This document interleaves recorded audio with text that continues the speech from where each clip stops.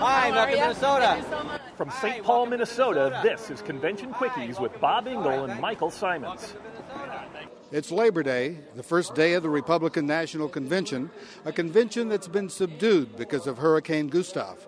But the rules require that certain business be taken care of.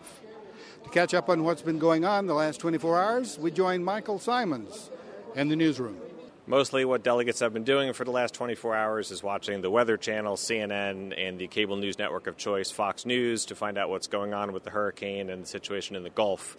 Monday's speakers were supposed to include President Bush, Vice President Cheney, and some others. And with the prospect of death and destruction, even if that storm doesn't pack the wallop that was once feared, there was a lot of concern about frivolity and how that would play when those two images were side by side on TV screens. New Jersey Republicans canceled a Sunday ice cream social that had been planned, but a riverboat cruise for Monday night remained on schedule.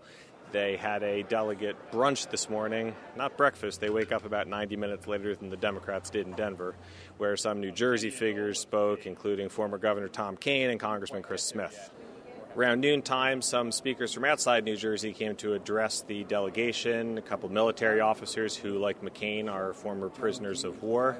They also had the brother of presidential candidate John McCain speak. If anybody happens to run across Osama bin Laden, or any of his ilk that murdered 3,000 Americans who were merely trying to get a day's work done, or trying to get on a plane and fly to the West Coast, you tell them there will be no place to hide from John McCain.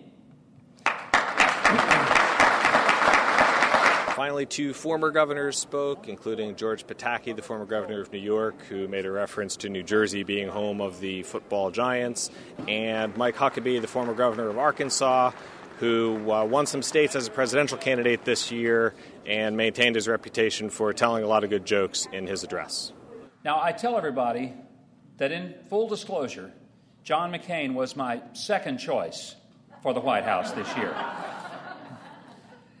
But I'm also very quick to remind people that it was true that throughout the campaign, I never had an unkind word to say about him.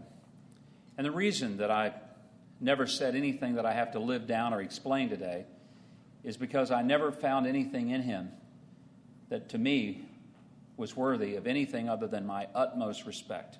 Oh, hey, Bob.